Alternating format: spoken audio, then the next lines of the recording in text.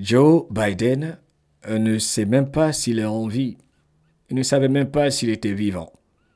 C'est exactement les propos du président Donald Trump s'adressant aux journalistes à bord d'Air Force One lorsqu'il rentrait sur Washington ce week-end du 30 novembre au 1er décembre 2025. Bonjour, bonsoir, peuple de la planète, moi c'est Mohamed Diallo et la grande famille MDL. Bienvenue dans la vision de 17 000 pieds et l'expérience de mort imminente pour surtout sauver tes enfants, nos enfants, exposer et vider le marais américain et celui au niveau mondial afin de rendre le pouvoir au peuple, une bonne fois pour toutes. Pas de peur. Merci de nous rejoindre et de visiter mohameddiallo.com pour tout ce que tu aurais raté. Bienvenue encore une fois dans la tempête. Alors, je vous donne un peu le contexte de cette conversation assez fascinante. Le 29 novembre 2025, Donald Trump annonçait son intention d'accorder une grâce totale et complète à Juan Orlando Hernandez, l'ancien président du Honduras, qui a été condamné par un tribunal fédéral américain pour trafic de drogue. Il a été donc président du Honduras de 2014 à 2022. Hernandez a été extradé vers les États-Unis en 2022 et condamné en 2024 sous Joe Biden, le président résident réveilleur, pour avoir conspiré en vue d'importer plus de 400 tonnes de cocaïne aux États-Unis, recevant des millions de dollars de pots de vin de la part du cartel de la drogue en échangeant de quoi il autorisait le passage en toute sécurité de la drogue à travers le Honduras. Il a été donc condamné à 45 ans de prison et une amende de 8 millions de dollars. Les procureurs ont décrit le Honduras sous sa direction comme un narco-État et ont qualifié cette affaire de l'une des plus grandes conspirations de trafic de drogue jamais poursuivies aux États-Unis depuis le procès de Manuel Noriega au Panama. Trump a justifié cette grâce en affirmant que Hernandez avait été traité très durement et injustement, citant les opinions de personnes qu'il respecte bien, qu'il n'ait fourni aucune preuve de persécution politique.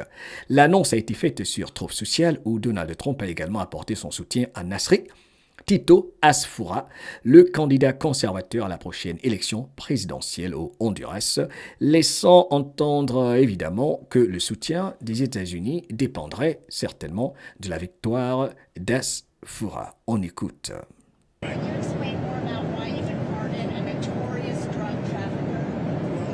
Pourquoi est-ce que vous allez accorder votre pardon à un trafiquant de drogue tel que Juan Hernandez?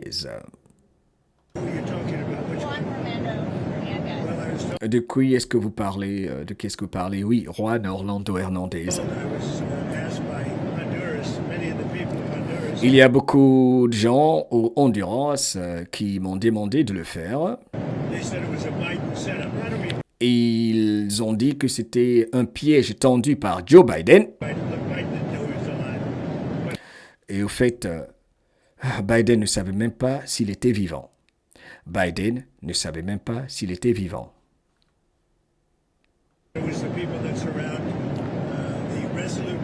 C'était ce qui était autour de ce bureau ovale, et particulièrement le Resolute Desk, le bureau là où s'assoit le président des États-Unis. Légitime, pas illégitime, ou le président réveilleur. Eh bien, je voulais que vous entendiez cette partie car j'avais omis cette partie lors de mon live de tout à l'heure. Oui, il l'a bel et bien dit. On va écouter encore une fois car la répétition, c'est l'insistance, c'est créer les habitudes et confirme bien des choses. C'est cela la vision de 17 000 pieds.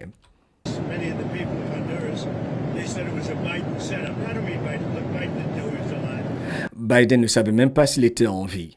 Je t'invite à t'abonner, à partager, à nous rejoindre, car justement, il ne dit jamais rien par hasard. Il nous a déjà dit que Biden était un clone, un grand patriote américain, Juan Seven, qui est comme une lanterne durant ce passage de l'obscurité à la lumière pour rendre le pouvoir au peuple de la planète avec le nettoyage du marais américain. J'insiste, il faut le redire, il le redit 17 fois. Bref, il nous a dit qu'il y a 4 personnes qui jouent le rôle ou jouaient le rôle de Joe Biden, qui tombaient partout où il passait, en montant dans Air Force One, sur Air Force One, quand il était à vélo, on observait quelque chose pour réveiller des humains car la vérité, on ne peut pas la montrer aux gens. Il faut que les gens eux-mêmes puissent voir cette vérité-là, eux-mêmes les inviter à faire leurs recherches, faire confiance à ce que leurs yeux leur montrent et ce que vos oreilles entendent, écouter notre cœur et tirer notre propre conclusion. Mais tu es en train de vivre, qui que tu sois, où que tu sois, le grand nettoyage mondial du marais qui a fait tant de mal aux belles âmes sur cette jolie planète. Bref, abonne-toi, partage, I love you. Et que jamais ta liberté ne s'arrête là où commence la peur de celui ou celle qui refuse de prendre ses responsabilités ou de garder un esprit ouvert. Il s'agit des enfants, qui que tu sois, où que tu sois, et abat les jaloux et les hypocrites.